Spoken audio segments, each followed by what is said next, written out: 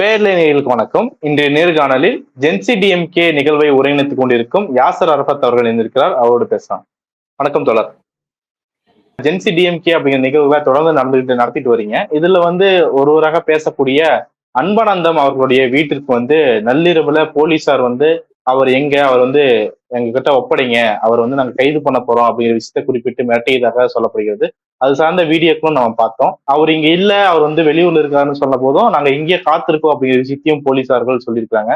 இப்போ அன்பானந்தம் அவர்கள் கைது செய்யப்பட்டிருக்கிறார் அப்படிங்கிற தகவல் சோசியல் மீடியால பரவலாக பேசப்படுகிறது. அதிகாரப்பூர்வமான அறிவிப்பு எதுவும் எங்களால பார்க்க முடியல.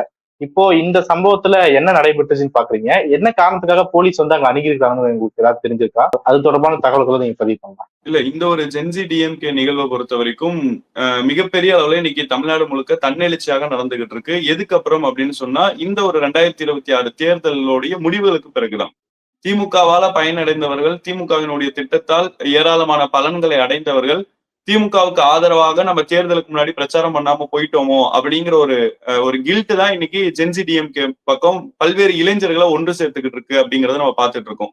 அப்ப இந்த ஒரு ஜென்சி டிஎம்கே நிகழ்வை பொறுத்த வரைக்கும் அண்ணா நகர்ல சின்னதா ஆரம்பிக்கப்பட்டதுதான். ஒரு 20 நபர்கள் 30 நபர்களை வச்சு ஆரம்பிக்கலாம் அப்படின்னு நாங்க ஆரம்பிச்சோம். ஆனா மிகப்பெரிய அளவுல எழுச்சியோட மக்கள் வருவாங்க, 1000 பேர் வருவாங்க, 2000 பேர் வருவாங்க அப்படிங்கிற தகவல் எங்களுக்கு கிடைக்கும் பொழுது ஒரு மண்டபத்துல வச்சு நடத்தலாம் அப்படின்னு முடிவு பண்ணோம். ஆனா மண்டபத்துல வச்சு நடத்துறதுக்கு கூட இங்க இருக்கக்கூடிய ஆட்சியாளர்கள் அதுக்கு மிகப்பெரிய அளவுல எதிர்ப்பு தெரிவிச்சாங்க. ஏன்னு சொன்னா, ஜென்சி இளைஞர்கள்னு சொன்னாலே அது தாவேக்காவின் பக்கம் தான் இருக்கிறாங்க. தாவேக்காவிலதான் ஜென்சி இளைஞர்களுடைய கூடாரம் இருக்கு, வேற எங்கேயுமே ஜென்சி இளைஞர்கள் கிடையாது. குறிப்பாக திமுகன்னு எடுத்துக்கிட்டா அங்க வயசானவங்களதான் வச்சுதான் அரசியலை பண்ணிக்கிட்டு இருக்கிறாங்க அப்படிங்கிற ஒரு பேச்சு மிகப்பெரிய அளவுல இருந்துச்சு. அது தேர்தல்களையும் கூட பல இடங்கள்ல அந்த கட்சியினுடைய அமைச்சர்கள் பிரச்சாரம் பண்ணக்கூடிய நேரத்துல அந்த வார்த்தைகள் எல்லாம் பயன்படுத்தினாங்க. ஆனா இன்னைக்கு ஒரு மிகப்பெரிய தன்னெழுச்சியாக தேர்தலுக்கு பிறகு டிஎம்கேவிலையும் ஜென்சிகள் இருக்கிறாங்க அப்படிங்கறத உணர்த்தக்கூடிய வகையில திமுகவுக்கு ஆதரவாக இளைஞர்கள் மிகப்பெரிய அளவுல வராங்க அப்படிங்கறத உணரும் பொழுது இந்த நிகழ்வை ஆரம்பத்திலே கிள்ளி எரியணும் அப்படிங்கிறதுக்காக மண்டபத்தை புக் பண்ணி நிகழ்ச்சி நடத்தும் பொழுது அங்க இருக்கக்கூடிய காவல்துறை அதிகாரிகள் அதுக்கு தடை விதித்தாங்க. வேற மண்டபத்துல நடத்தலாம்னு பார்த்தா அந்த இடத்துல அங்க இருக்கக்கூடிய ஆட்சியாளர்கள் இல்ல நடத்தக்கூடாது, அந்த மண்டபத்தினுடைய உரிமையாளரை மிரட்டினாங்க, நீங்க நடத்துறதுக்கு நாங்க அனுமதி கொடுக்க கூடாது, அவங்களுக்கு இடம் கொடுக்காதீங்க அப்படின்னு சொல்லிட்டு. அப்போ அதையெல்லாம் கடந்துதான் ஒரு 3 வாரத்துக்கு முன்னாடி அண்ணா அறிவாலயத்துல மிகப்பெரிய அளவுல ஜென்சி இளைஞர்களுடைய பட்டாளம் வருகை தர ஒரு 1300 நபர்களை சேர்த்து வச்சு ஒரு கூட்டத்தை நடத்தி முடிச்சோம். இதை தொடர்ந்து ஏன் இதை சென்னையில மட்டும் நடத்தணும்? இந்த ஜென்சி டிஎம்கே அப்படிங்கிறது அரசியலை பேசுறதுக்கானது, இளைஞர்களுக்கான அரசியலை பேசுறது, இதை தமிழ்நாடு முழுக்க கொண்டு போகணும் அப்படிங்கிற ஒரு முடிவை நாங்க எடுத்தோம். எங்களுடைய குழுவுல இருக்கக்கூடிய ஒன் ஆஃப் த கோஆர்டினேட்டர் தான் அன்பானந்தம் அரியப்பன் அப்படிங்கிறவரும். சென்னையில நடத்தி முடிச்ச கையோட அடுத்த வாரமே புதுக்கோட்டையில கொண்டு போய் நடத்தணும். 2 நாட்களுக்கு முன்னாடி விழுப்புரத்துல நடத்தி முடிச்சோம். அடுத்து இப்ப கோயம்புத்தூர்ல நடத்தலாம் அப்படிங்கிறதுக்கான திட்டமிடுதல் எல்லாமே போய்கிட்டு இருக்கு. அப்ப இது எல்லாத்தையும் பார்க்கக்கூடிய காவல்துறை அதிகாரிகள், இதை பார்க்கக்கூடிய ஆட்சியாளர்கள், தமிழ்நாட்டினுடைய முதலமைச்சரா இருக்கட்டும், இதை தடுத்து ஒழிச்சிடணும் அப்படிங்கிறதுக்காக ஒரு நபரை கைது பண்ணிட்டா எல்லாரும் பயந்துருவாங்க, இதோட இந்த நிகழ்ச்சியை நடத்த மாட்டாங்க அப்படின்னு நினைச்சுக்கிட்டு இருக்காங்க. அதுவும் எந்த அளவுக்குன்னு சொன்னா, நீங்க யோசிச்சு பாருங்க, அவர் மேல என்ன வழக்கு பதிவு செய்யப்பட்டிருக்கு, யாரு அவர் மேல புகார் கொடுத்திருக்கா, ஏதாவது எஃப்ஐஆர் போடப்பட்டிருக்கா, அரெஸ்ட் வாரண்ட் வாங்கியிருக்கீங்களான்னு சொன்னா எதுவுமே கிடையாது. திடீர்னு நைட்டு 11:30 மணிக்கு காவல்துறை அதிகாரிகள் அவருடைய வீட்டு வாசல்ல ஒரு எஸ்ஐ வந்திருக்கிறாரு, 3 கான்ஸ்டபிள் வந்திருக்கிறாங்க, உங்களுடைய பையன் அன்பானந்தம் எங்க இருக்கிறாரு, அவரை வெளில வர சொல்லுங்க அப்படின்னு கேட்கும் பொழுது அவருடைய வீட்டுல அவருடைய வயசான அப்பா அம்மா இருக்கிறாங்க, அவருடைய மனைவி இருக்கிறாங்க, அவருடைய கை குழந்தை இருக்கு, அவங்களுடைய அண்ணன் இருக்கிறாங்க. வெளில போய் கேட்கறாங்க. 11:30 மணிக்கு ஒரு கிராமம் தான் அந்த ஊரு. அந்த ஊர்ல போயிட்டு கிராமத்துல நைட் நேரத்துல 4 காவல்துறை அதிகாரிகள் வந்தா பக்கத்து வீட்டுல இருக்கிறவங்க எல்லாம் என்ன நினைப்பாங்க இந்த குடும்பத்தை பத்தி? ஒரு சாதாரண விஷயம் தான், காலைல விசாரிச்சிருக்கலாம். அவ்வளவு பெரிய கொலை பண்ணிட்டோ ஒரு பாலியல் விஷயத்த செஞ்சுட்டோலாம் அவர் அந்த இடத்துல போய் பதுங்கி கிடக்கல, வீட்டுலதான் இருக்கிறாரு. காலைல பேசியிருக்கலாம், விசாரிச்சிருக்கலாம். ஆனா எதுவுமே இல்லாம நைட்டோட நைட்டா அவர் அரெஸ்ட் பண்ணி கொண்டுட்டு போகணும்னு சொல்லிட்டு காவல்துறை வந்திருக்கிறாங்க. 11:30 மணிக்கு கேட்கும் பொழுது அவர் வெளியில வேற ஒரு இடத்துல ஐடி கம்பெனில வேலை செய்யறாரு. அப்ப என் பையன் இல்ல, அவன் வெளியில வேலைக்கு போயிருக்கிறான், வந்தானா அவனுக்கு இந்த தகவலை சொல்றேன் அப்படின்னு கேட்கும் பொழுது அவங்க இல்ல வர சொல்லுங்க, நாங்க இருந்து அரெஸ்ட் பண்ணிட்டு தான் போவோம், காலைல வருவாரா, அப்ப நான் காலைல அரெஸ்ட் பண்ணிக்கிறோம் அப்படின்னு சொல்லிட்டு நீங்க போய் படுக்கிறதா இருந்தா படுத்துக்குவாங்க, நாங்க வெளியே வெயிட் பண்ணுவோம்னு சொல்லிட்டு வெளியே உட்காந்துட்டு இருந்திருக்காங்க. எந்த மணி வரைக்கும் அப்படின்னு சொன்னா 11:30 மணிக்கு வந்தவங்க காலைல 5:15 மணி வரைக்கும் அங்கேயே இருந்திருக்கிறாங்க. போக போக போலீஸ்காரங்களுடைய எண்ணிக்கை அதிகரிக்குது. 4 நபர்கள் வந்த இடத்துல 20 கையில ஏதாவது எஃப்ஐஆர் காப்பியோ இல்ல கைது வாரண்டோ இருந்ததை பாத்தீங்களா? அதான் 4 நபர்கள் வந்த இடத்துல 20 நபர்கள் வந்துட்டாங்க. எஸ்ஐ வந்த இடத்துல இன்ஸ்பெக்டர், டிஎஸ்பின்னு எல்லா நபர்களுமே வந்துட்டாங்க. எல்லா காவல்துறை அதிகாரிகள் கிட்டையும், உயர் காவல்துறை அதிகாரிகள் கிட்டையும் அவங்களுடைய பெற்றோர்கள், குடும்பத்தார் கேட்ட ஒரே ஒரு விஷயம், யாரு புகார் கொடுத்தாங்க, கம்ப்ளைண்ட் லெட்டர் இருக்கா, எல்லாருமே ஒரு பேசிக்கான விஷயம் தான். ஒரு காவல்துறை அதிகாரிகள் வீட்டுக்கு வராங்கன்னு சொன்னா உங்ககிட்ட கம்ப்ளைண்ட் லெட்டர் இருக்கா, யார் புகார் கொடுத்தா, என்ன புகார் கீழே கைது பண்ணிட்டு போறீங்க அப்படிங்கிறத தெரிஞ்சுக்க வேண்டிய விஷயம், கடமை அப்படிங்கிறது எல்லாருக்குமே இங்க வழங்கப்பட்டிருக்கு இந்தியாவினுடைய அரசியலமைப்பு சட்டத்துல. அப்ப அந்த அடிப்படையில யாருங்க புகார் கொடுத்தா, எந்த வழக்குல இவரை கைது செய்றீங்க, அதையாச்சும் சொல்லுங்க. அரஸ்ட் வாரண்ட் இருக்கா அப்படின்னு கேட்டா எதுவுமே கிடையாது. யாரு அரெஸ்ட் இது பண்ண சொன்னாங்க, எந்த எந்த அதிகாரி இவங்களுக்கு ஆர்டர் போட்டதுன்னு சொல்லல, யாரு புகார் கொடுத்தாங்கன்னு சொல்லல, அரெஸ்ட் வாரண்ட் கையில இல்ல. இதையும் தாண்டி ஒரு 3 மணிக்கு மேல சொல்றாங்க நாங்க வீட்டை சோதனை செய்யணும், வீட்டுல பெண்கள் இருக்கிறாங்க, வீட்டுல குழந்தைகள் இருக்கிறாங்க, இரவு நேரத்துல அவங்க எந்த மாதிரியான ஆடைகள் வேணாலும் அணிஞ்சுகிட்டு இருப்பாங்க, ஆண் காவல்துறை அதிகாரிகள் வந்திருக்காங்க, பெண் காவல்துறை அதிகாரிகள் வந்திருக்காங்க, வந்துட்டு நாங்க சோதனை பண்ணுவோம், வீட்டை சர்ச் பண்ணோம்னா சர்ச் வாரண்ட்னு ஒண்ணு இருக்கணும்ல, அதுவாவது உங்ககிட்ட இருக்குதா அப்படின்னா கிடையாது.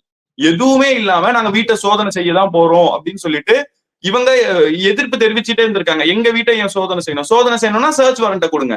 ஆனா அதையும் தாண்டி நாங்க சோதனை செய்வோம்னு சொல்லிட்டு 5 மணிக்கு வீடு முழுக்க சோதனை செஞ்சுட்டு அதுக்கப்புறம் அவர் வீட்டுல இல்ல அப்படிங்கறத உணர்ந்ததுக்கு பிறகுதான் ஊர்ல இருக்கக்கூடிய மற்ற கட்சியினுடைய நிர்வாகிகள் அவங்களுக்கு சப்போர்ட் பண்ணி அந்த இடத்துக்கு வரும்பொழுது காவல்துறை அதிகாரிகள் பின்வாங்கிறத பாக்குறோம். 5 மணிக்கு மேல கிளம்பி ஸ்டேஷனுக்கு போயிடுறாங்க. காலைல 10 மணிக்கு உங்க பையனை வர சொல்லுங்க, அவரை நாங்க அரெஸ்ட் பண்ணுவோம் அப்படின்றாங்க. இதை நீங்க முன்னாடியே வந்து சொல்லிட்டு போயிருக்கலாம்ல, காலைல உங்க பையன் வந்தா ஸ்டேஷனுக்கு அனுப்புங்க, நாங்க விசாரிக்கணும் சொல்லலாம்ல. ஆனா இவ்வளவு பெரிய விஷயத்த செஞ்சு அதை இவ்வளவு அச்சுறுத்தல் எதுக்கு கொடுக்கணும் அப்படின்னு சொன்னா ஜென்சி கூட்டத்தை நிறுத்தணும். ஏன்னா இது இளைஞர்களால நடத்தப்படுற ஒரு கூட்டம், எந்த விதமான அரசியல் பின்புலமும் இல்லாம நடத்தப்படுற ஒரு கூட்டம். ஒரு இளைஞனை அரெஸ்ட் பண்ணிட்டா மத்தவெல்லாம் தானா ஒடுங்கிடுவான், ஒரு இளைஞனை அடிச்சுட்டா மத்தவெல்லாம் தானா ஒதுங்கி போயிடுவான். அது மூலியமாக இந்த ஜென்சி டிஎம்கே நிகழ்வை தடுத்துறலான்னு காவல்துறை அதிகாரிகள் திட்டமிடுறதாக நாங்க இந்த ஒரு விஷயத்த பாக்குறோம். நீங்க இந்த விஷயத்தை குறிப்பிடுறீங்க, ஆனா சோசியல் மீடியால பார்க்கும்போது சிலர் என்ன சொல்றாங்கன்னா, நேற்று வந்து அவர் வந்து ஒரு வீடியோ வெளியிட்டு இருந்தாரு, அதுல வந்து விஜய் அவர்களை பத்தியும் த்ரிஷா அவர்களை பத்தியும் பேசியிருந்தாரு, அது வந்து வைரலா இருக்கு, அதன் காரணமாகத்தான் போலீசார்கள் கைது பண்ணியிருப்பாங்க அப்படிங்கிற ஒரு பார்வையை முன்வைக்கிறாங்க. அதுதான் காரணமாக இருக்குதா, எப்படி பாக்குறீங்க? இல்ல, இப்ப அவர் மேல வழக்குகள் பதிவு செய்யப்பட்டிருக்கு அப்படின்னு சொல்றாங்க. ஆனா எஃப்ஐஆர் உடைய காப்பி இப்ப வரைக்கும் வெளியில வரல. என்ன வழக்கு பதிவு செய்யப்பட்டிருக்கு அப்படின்னு தெரிஞ்சாதானே எதுக்காக பதிவு செஞ்சிருக்காங்கன்னு தெரியும். நீங்க ஒருவேளை சொல்ற மாதிரி இல்ல, நாங்க கேட்ட வரைக்கும் சில டீடைல்ஸ் அனுப்பிச்சாங்க, பட் அபிஷியல் எஃப்ஐஆர் காப்பி எங்களுக்கு வரல. சில டெக்ஸ்ட் மெசேஜ் வடிவுல தான் வந்திருக்கு. அது எல்லாமே உமன்ஸ்க்கு எதிராக இவர் பேசினாரு அப்படிங்கிற மாதிரியான செக்ஷன்ஸ் தான் பதிவு செய்யப்பட்டிருக்கு பிஎன்எஸ்ல இருந்து. நாங்க என்ன சொல்றோம், எஃப்ஐஆர் காப்பி ஒரிஜினல் கையில கிடைச்சாதானே அந்த விஷயத்த நாங்க கன்ஃபார்ம் பண்ண முடியும், மத்தவங்களுக்கு சொல்ல முடியும். சரி, ஒருவேளை அவரு த்ரிஷாவுக்கு எதிராக இல்லாட்டி தமிழ்நாட்டினுடைய முதலமைச்சருக்கு எதிராக ஒரு கருத்தை சொல்லிட்டாரு, அதனாலதான் இந்த கைது நடவடிக்கைன்னு சொன்னா தப்பா சொன்னாரா, ஏதாச்சும் ஒரு விஷயத்த இல்லாத ஒரு விஷயத்த கற்பனை பண்ணி சொன்னாரா, இல்லாட்டி பொய்யான ஒரு விஷயத்த வேணும்னே பண்ணாரா? அப்படி பண்ணா நீங்க டிஃபர்மேஷன் போடுங்க. டிஃபர்மேஷன் போடணும்னா என்ன பண்ணணும், பிரைவேட் நோட்டீஸ் அனுப்புங்க, அங்க இருக்கக்கூடிய பப்ளிக் ப்ராசிக்யூட்டர் மூலியமா அவருக்கு வீட்டுக்கு நோட்டீஸ் அனுப்புங்க, சம்மன் அனுப்பி கோர்ட்டுக்கு ஆஜராக சொல்லுங்க. இதை பண்றது முக்கியமா இல்ல காவல்துறை அதிகாரிகள் வீட்டுக்கு போறது முக்கியமா? சொன்ன விஷயம் தவறாக இருந்தா நடவடிக்கை எடுக்கலாம், சொன்ன விஷயத்த தப்பா சொல்லியிருக்காரா அப்படிங்கிறத பார்க்கணும். அவர் அந்த மாதிரி எந்த விஷயத்தையும் சொல்லல. சொல்லி முடிச்சது கூட நான் இதை சொல்றேன் அப்படின்னு சொல்லல, எங்களுக்கும் இப்படி சொல்ல தெரியும், ஆனா நாங்க அதெல்லாம் பண்ணலன்ற விஷயத்தான் சொல்லியிருக்காரு.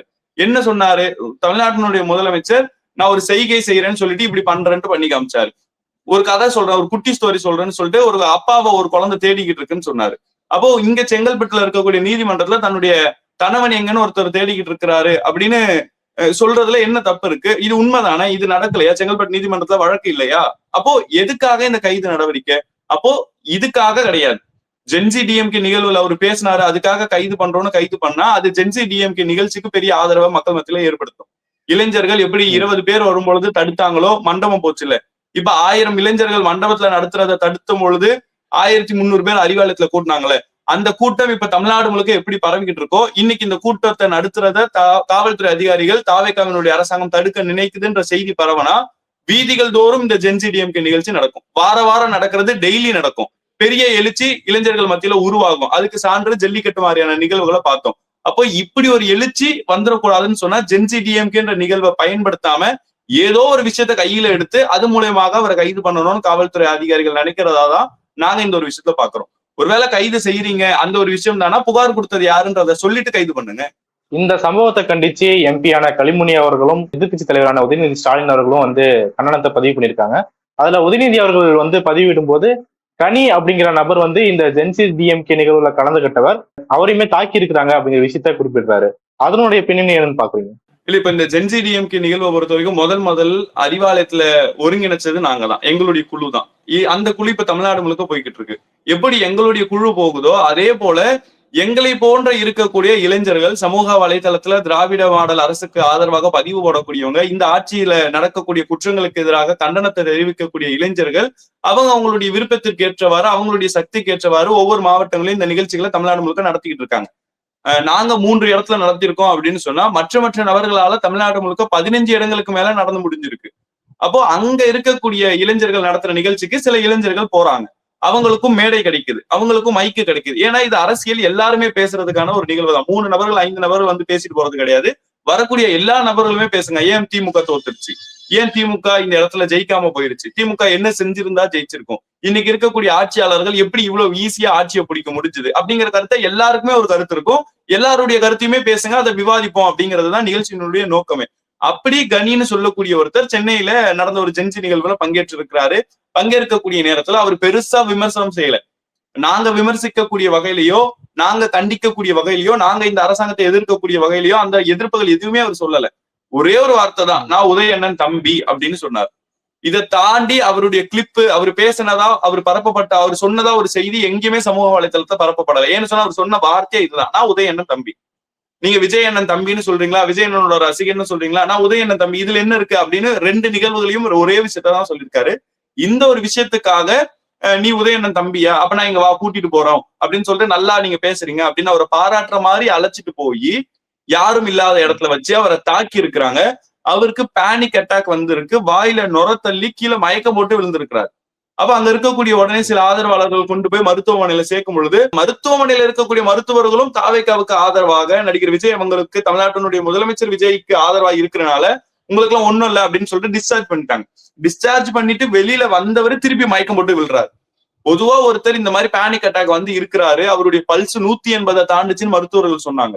அப்ப அவ்வளவு பெரிய விஷயத்துக்கு போறவரை குறைஞ்சபட்சம் ஒரு நாள் 24 மணி நேரம் அப்சர்வேஷன்ல வைக்கலாம்ல, ட்ரிப்ஸ் போட்டு அவரை பாத்துக்கலாம்ல, நார்மல் ஆகுதான்னு நினைக்கலாம்ல. ஏன்னா பேனிக் ஆனவர் அடுத்து ஏதாச்சும் ஒரு சின்ன நிகழ்வு நடந்தாலும் திருப்பி அந்த பேனிக் ஆகும். 24 மணி நேரம் அப்சர்வேஷன்ல வைக்கிறது நார்மல் மெடிக்கல் எத்திக்ஸ். ஆனா அதை கூட ஃபாலோ பண்ணாம உடனடியாக வேகமா டிஸ்சார்ஜ் பண்றாங்க. நைட்டு 10:30 மணிக்கு ரோட்ல வந்து திருப்பி மயக்கம் போட்டு விழுறாரு. பிறகு வேற ஒரு கிண்டியில இருக்கக்கூடிய மருத்துவமனையில கொண்டு போய் சேர்க்கப்படுறாரு. இப்ப வரைக்கும் மருத்துவமனையில தான் இருக்கிறாரு. அப்போ அவருக்கு எதிராக கூட நீங்க பாத்தீங்கன்னு சொன்னா காவல்துறையில போய் புகார் கொடுக்கப்படுது. இந்த மாதிரி திமுகவினுடைய இளைஞரை தாக்கியிருக்காங்க, ஜென்சி இளைஞரை தாக்கியிருக்காங்க, சம்பந்தப்பட்ட நபர்கள் மேல நடவடிக்கை எடுங்க அப்படின்னு சொல்லிட்டு காவல்துறையில போயிட்டு திமுகவினுடைய சட்டத்துறை வழக்கறிஞர் புகார் கொடுக்கிறாரு. அந்த புகாருக்கு எந்த விதமான நடவடிக்கையும் இல்லை. இப்ப வரைக்கும் அந்த குற்றத்துல ஈடுபட்டவங்க மேல எந்த விதமான கைது நடவடிக்கையும் இல்லை. அப்போ திமுகவுல ஒருத்தர் பதிவு போடுறாரு, ஒரு சர்ச்சையான விஷயத்த பேசிட்டாருன்னு நீங்க நினைச்சு அவரை கைது பண்ண 20 போலீஸை வீட்டுக்கு அனுப்புறீங்கன்னா, விர்ச்சுவல் வாரியர்ஸ் அப்படின்னு சொல்லக்கூடிய உங்களுடைய கட்சியை சார்ந்த நபர்கள் எவ்வளவு பேர் தமிழ்நாடு முழுக்க இருக்கிறாங்க, எத்தனை குடும்பங்களை அவதூறா பேசுறாங்க, எவ்வளவு குற்றச்சாட்டுகளை முன் வச்சுக்கிட்டு இருக்கிறாங்க பொய்யா, அதையெல்லாம் எதிர்த்து நீங்க எதுவுமே பண்ண மாட்டீங்க. அப்ப இவங்களுக்கு ஒரு நியாயம், அவங்களுக்கு ஒரு நியாயமா அப்படின்னு பாக்குறோம்ல. அப்ப அதைதான் இன்னைக்கு எதிர்கட்சியினுடைய தலைவர் உதயநிதி ஸ்டாலின் அவங்க சொல்லியிருக்காங்க. திமுகவினுடைய இந்த ஜென்சி இளைஞர்களை நீங்க தடுக்கணும்னு நினைச்சீங்கன்னா, அவங்க பேசக்கூடிய இந்த அரசியலை நீங்க எதிர்க்கணும்னு நினைச்சீங்கன்னா, எதிர்க்கக்கூடிய காரணம் ஒண்ணுதான். இன்னைக்கு தமிழ்நாட்டுல பெண்களுக்கு எதிரான குற்றங்கள் அதிகரிச்சுட்டு இருக்கு, குழந்தைகளுக்கு எதிரான குற்றங்கள் அப்படிங்கிறது அதிகரிச்சுக்கிட்டு இருக்கு. லாட்டரி டிக்கெட் கலாச்சாரம் இன்னைக்கு தமிழ்நாட்டுல அதிகரிச்சுக்கிட்டு இருக்கு. பாட்டிலுக்கு 10 ரூபா வாங்கினாங்கன்னு திமுக அரசாங்கத்து மேல குற்றச்சாட்டை வச்சவங்க இன்னைக்கு 20 ரூபா வாங்கிட்டு இருக்கிறாங்க. அதை எதிர்த்து முழுக்க இன்னைக்கு இளைஞர்கள் ஆட்சி செய்யக்கூடிய ஆட்சியாளர்களை எதிர்த்து, இல்லாட்டி அந்த ஆட்சி வரத்துக்கு உறுதுணையாக வீடியோ போட்ட இன்ஃபுளுசர்ஸ் எதிர்த்து கேள்வி கேட்கும் பொழுது இது அவங்களுடைய கண்ணை உறுத்துது. இந்த கூட்டத்தை நசுக்கணும் அப்படின்னு நினைக்கிறாங்க.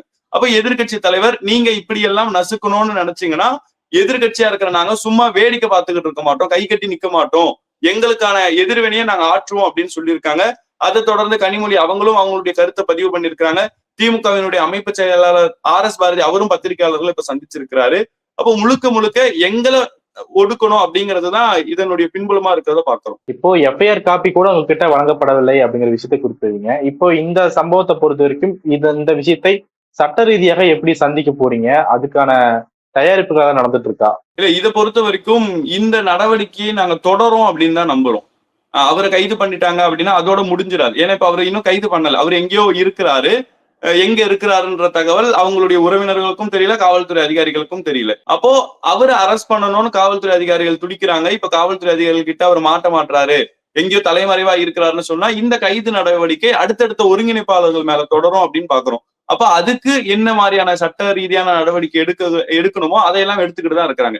நேற்றைய தினம் அந்த காவல்துறை அதிகாரிகள் பிரச்சனை பண்ணக்கூடிய நேரத்துக்கூட ஸ்ரீனிவாசன் அப்படின்னு சொல்றேன் நினைக்கிறேன், அந்த மாவட்டத்தினுடைய தொகுதியினுடைய சட்டமன்ற உறுப்பினர் நேரடியாகவே போயிட்டு களத்துல அங்க இருக்கக்கூடிய நிகழ்வுகளை பார்த்தாரு. எந்த அடிப்படையில நீங்க கைது பண்றீங்கன்ற விஷயங்களை கேட்டாங்க. அதே போல திமுகவினுடைய சட்டத்துறை சார்பாகவும் அவருக்கு தேவையான லீகல் சப்போர்ட் அப்படிங்கிறது அங்க இருக்கக்கூடிய வழக்கறிஞர்களால முன்னெடுக்கப்படுது. இந்த நிகழ்வு தமிழ்நாட்டுல முழுக்க எங்க எல்லாம் ஜென்சி இளைஞர்கள் பேசினாங்களோ அந்த இளைஞர்கள் மேல எல்லாம் வழக்கு பதிவு செய்யப்படும் அப்படின்னு நாங்க நம்புறோம். ஒருவேளை அப்படி நடந்துச்சுன்னு சொன்னா எல்லாருக்காகவும் திமுகவினுடைய சட்டத்துறை தேவையான சட்ட ரீதியான நடவடிக்கைகளை நீதிமன்றம் மூலமாக பெறுவோம்ன்ற நம்பிக்கையும் இருக்கு. இப்போ நீங்க ஒரு குழுவா, ஒரு 5 பேர் கொண்ட குழுவா செயல்பட்டீங்க. அப்போ ஒருவர் டார்கெட் செய்யப்படுகிறாருன்னா, இப்போ மற்றவர்கள் கிட்ட நீங்க பேசுனீங்களா? அவங்க என்ன மாதிரியான கருத்துக்களை வெளிப்படுத்துறாங்க, என்ன மாதிரியான உணர்வுகளை வெளிப்படுத்துறாங்க? இல்ல, இதை பொறுத்த வரைக்கும் நான் கேட்ட வரைக்கும் எங்க டீம்ல ஒருத்தவங்க இருக்காங்க, அவங்களுடைய வீட்டு வாசல்ல காவல்துறை அதிகாரிகள் ரோந்து போறாங்க அப்படிங்கிற மாதிரியான தகவலை கொடுத்தாங்க. மற்ற நபர்கள் எல்லாருமே இப்ப நானும் காலைல கோர்ட்டுக்கு போயிட்டு கோர்ட்ல இருந்துதான் வந்தேன். மீதி எங்க டீம்ல இருக்கக்கூடிய இன்னொருத்தர் ஐடில இருக்கிறாரு, ஒருத்தர் ஜேர்னலிஸ்டா இருக்கிறாருன்னு சொன்னா எல்லாருமே இன்னைக்கு அவங்களுடைய அன்றாட பணியை செய்ய போயிருக்கதான் செஞ்சிருக்கிறாங்க. இந்த நடவடிக்கை அப்படிங்கிறது பகல்ல நடக்கும் அப்படிங்கிற நம்பிக்கை எங்களுக்கு இல்ல, நைட்ல தான் வருவாங்க. ஏன்னு சொன்னா அவங்களுக்கு கைது பண்ணணும்ன்றதை விட அச்சுறுத்தணும்ன்றதுதான் அவங்களுடைய முக்கிய நோக்கமா இருக்கு. அப்போ இரவு நேரங்கள்ல தான் எங்களுடைய வீடுகளுக்கு வர போறாங்க, எங்க மேல ஏதோ ஒரு நடவடிக்கை எடுக்க போறாங்க அப்படின்னு சொன்னா அதை எதிர்கொள்றதுக்கு நாங்க தயாரா இருக்கோம். முடிஞ்ச அளவுக்கு எங்களுக்கு தேவையான சட்ட ரீதியான விஷயங்களையும் நாங்க குறிப்பிட்ட வழக்கறிஞர்கள் கிட்ட கேட்டு என்ன மாதிரியான விஷயங்களை முன்னெடுக்கலாம், அன்பானந்தம் ஐயப்பனை இந்த வழக்குல இருந்து எப்படி கொண்டு வரது, மற்ற நபர்களை இந்த மாதிரியான பொய்யான வழக்குகளை பதிவு செய்து காவல்துறை அதிகாரிகளால் கைது செய்யப்படுறாங்கன்னா இது எப்படி இந்த சதியை முறியடிக்கிறது அப்படிங்கிற பேச்சுவார்த்தையும் ஒரு பக்கம் நடந்துகிட்டு தான் இருக்கு. இந்த சம்பவம் தமிழ்நாடு முழுக்க ஒரு பெரிய அதிர்ச்சி தான் உண்டு பண்ணிருக்குது அப்படிங்கிற விஷயத்த பாக்குறோம். இது தொடர்பாக பல்வேறு முக்கியமான விஷயங்களை பண்றீங்க. உங்களுடைய நேரத்திற்கும் கருத்திற்கும் மிக நன்றி சார்.